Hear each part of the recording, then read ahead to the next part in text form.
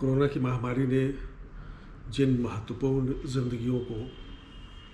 हमसे दूर कर दिया, हमसे हमारे बीच से गायब कर दिया, उनमें एक बहुत उल्लेखनीय नाम और मेरे लिए तो ये बहुत ही दुखद भी कह सकते हैं, मंगलेश डबराल जी का है। वो हिंदी के सशक्त कवि होने के साथ साथ एक बहुत ही बेहतर इंसान भी थे। पिछले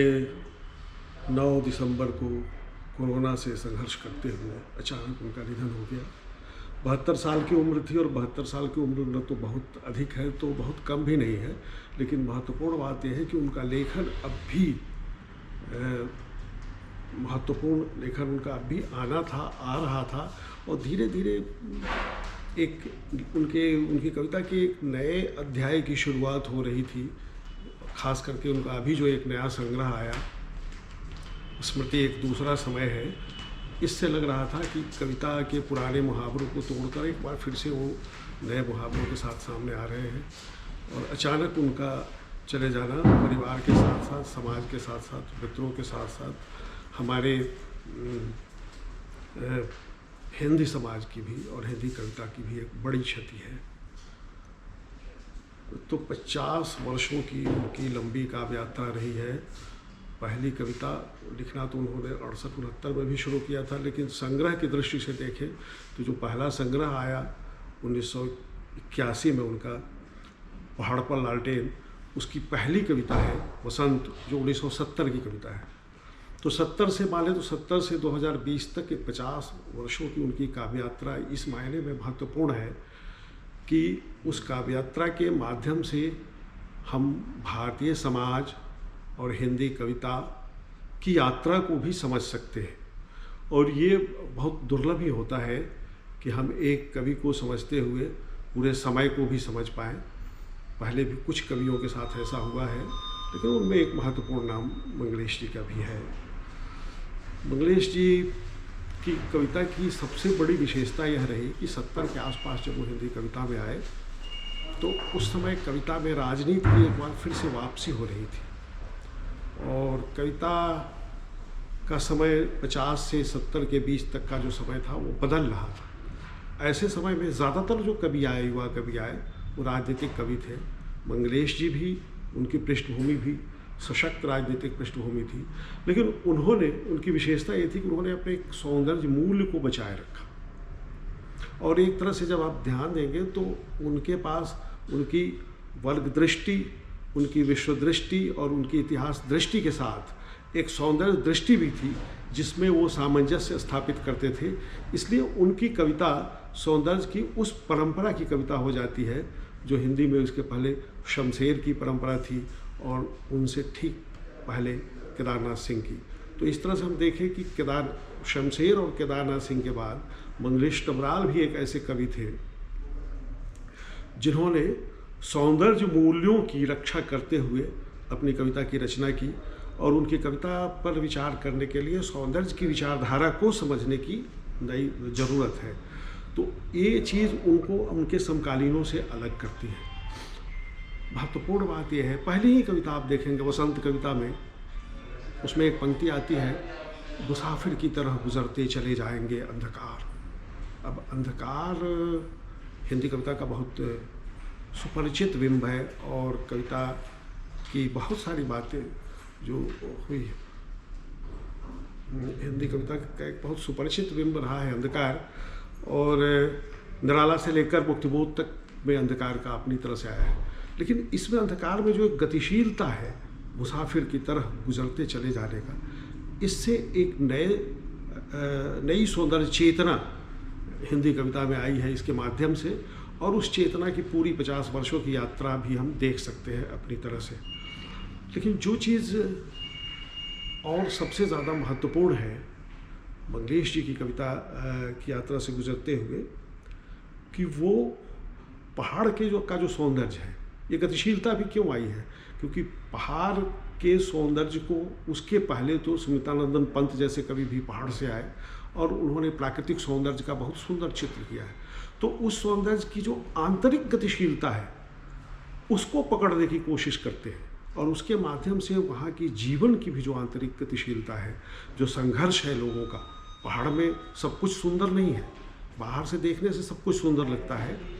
लेकिन जब हम भीतर जाते हैं तो वहाँ का जीवन बहुत कठिन है। और कठिन जीवन जो दिखाई देता है, तो इस दृष्टि से जब आप देखेंगे तो पहली बार इस जीवन यात्रा, सौंदर्य की यात्रा के माध्यम से वहाँ के मनुष्य के संघर्ष की यात्रा भी और एक साथ उसमें आती हुई दिखाई देती है। मतलब हम ये कह सकते हैं कि मंगलेश जी की कविता में एक साथ जीवन का संघर्ष, समय का संघर्ष और रचना का संघर्ष, तीनों तरह के संघर्ष हैं, और संघर्षों के बीच से वो कविता आगे बढ़ती है, निखरती है। पहाड़ के बाद जब वो मैदान में आते हैं तो ब्रेख्त की एक कविता उनको बहुत प्रिय है, अनुवाद भी किया था उन्होंने हिंदी में। कविता मैं उस तरह से याद नहीं कर रहा हूँ, लेकिन कविता का सारांश यह है लगभग कि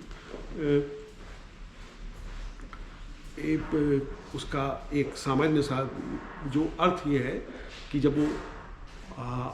एक कवि कह रहा है कि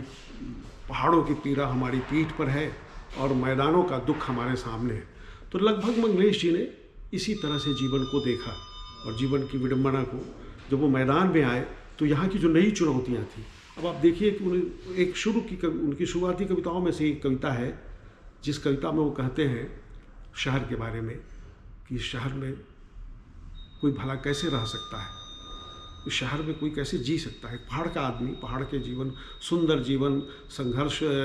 अलग तरह के संघर्ष वाला जीवन और बहुत अभावों में भी बेहतर ढंग से जी लेने वाली जो एक सलाहियत वाला आदमी कहता है कि अचानक आके कि हम इस पहाड़ में, इस शहर में कोई कैसे जी सकता है। और फिर वो कहते हैं कि यह देखने के लिए मैं शहर में आया और फिर कभी लौट कर नहीं गया। तो ये है हमारे जीवन की विडंबना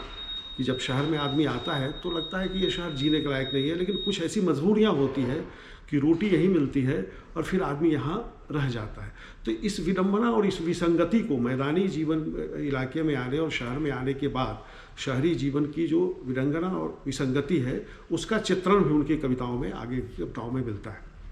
और जो सबसे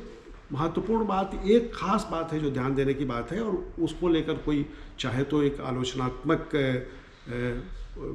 रुख भी रख सकता है कि मंगलेश जी ने आम जन के संघर्ष का और बहुत चित्रण नहीं किया है, बल्कि अत्याचारियों की क्रूरता के माध्यम से उन्होंने आम जीवन की करुणा और दुख को उकेरने की कोशिश की है। इसलिए उनकी कविता में हमेशा आपको मिलेंगे अत्याचारियों की थकान और ऐसा आया नए युग में शत्रु। तो इस तरह से जो शत्रु समाज है, उस शत्रु समाज को एक तरह से वो अपनी कविता में उसको दर्ज करते हुए जो आम जीवन की जो वेदना है, आम जीवन की जो करुणा है, उसको परोक्ष रूप से उद्घाटित करते हैं। तो उसे एक नया सौंदर्य लोक भी बनता है कविता का, और उस सौंदर्य लोक में जीवन की पीड़ा भी समाहित होती है। बहुत कभी कभी वो सीधे उस पक्ष पर बात करते हैं जो मनुष्य का अपना करुणा का पक्ष है, जिसमें होता है जैसे आप याद कीजिए कि सन 2002 में गुजरात में जो भीषण दंगा हुआ था, जो नरसंहार पूरा का पूरा हुआ, उस पर उनकी एक बहुत प्रसिद्ध कविता है गुजरात के एक मृतक का बयान, जिसमें वो पहली बार वो अत्याचारियों का चित्रण तो अपनी तरफ से नहीं है, जिसमें वो पहली बार मृतक अपना बयान दे रहा है और उसके माध्यम से उस अत्याचार और उस क्रूरता का जो पूरा का पूरा भयावह जो परिदृश्य था, उस परिदृश्य को उकेरते हैं अपने माध्यम से, ये करते हैं। तो ये ऐसी चीज़ें उनके यहाँ अपवाद में ही है, लेकिन जो है वो बहुत महत्वपूर्ण है। तो इस तरह से हम ये देखते हैं मित्रों कि कविता आज भी जो बदलते हुए समय के बदलते हुए यथार्थ को अपनी तरह से कविता में दर्ज करने की वो लगातार कोशिश और लगातार उसके लिए ज़रूरी शिल्पगत बदलाव भी वो कर रहे थे। भाषा भी उनकी बदल रही थी और भाषा बहुत ताकतवर रही है मंगलेश जी की कविता की सबसे बड़ी विशेषता यह है कि भाषा इस तरह ताकतवर है कि कई बार बहुत साधारण बातें भी वो करते हैं। टॉर्च जैसी एक कविता है उनकी,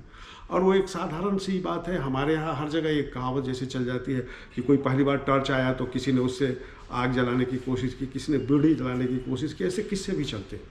लेकिन उन तमाम किस्सों के बीच से जो एक महत्वपूर्ण बात दिखाई यह देती है कि भाषा की ताकत से वो कैसे उन किस्सों में नया अर्थ भर देते हैं। जैसे पिता टॉर्च लेकर आए गांव में, और टॉर्च जब देखा तो वो कह रहे हैं कि मेरी दादी ने उनसे कहा कि तुम इससे थोड़ी सी आग मुझको दे दो, थोड़ी आग मुझको दे दो, मुझे सुबह चूल्हा जलाने की बहुत ज़रूरत रहती है। उसमें पिता कहते हैं कि चाची, इसमें आग नहीं होती है, इसमें सिर्फ उजाला होता है और रोशनी की शहतीर से रात दो भागों में बट जाती है। तो उस पर दादी कहती है, उजाले में थोड़ा आग भी होती तो कितना अच्छा होता। तो इस एक पंक्ति के माध्यम से, अब देखिए एक पंक्ति, भाषा की ये ताकत है कि एक पंक्ति के माध्यम से वो एक समय की विडंबना को कैसे वो उद्घाटित कर देते हैं कि हमारा समय लगभग ऐसा ही समय है जिसमें उजाला तो है लेकिन उसमें इस तरह से आग नहीं है, वो ज़रूरी आग जो उजाले में जिसका होना ज़रूरी होता है। तो इस तरह से मैं ये कहना चाहता हूँ कि भाषा की जो एक ताकत उनके पास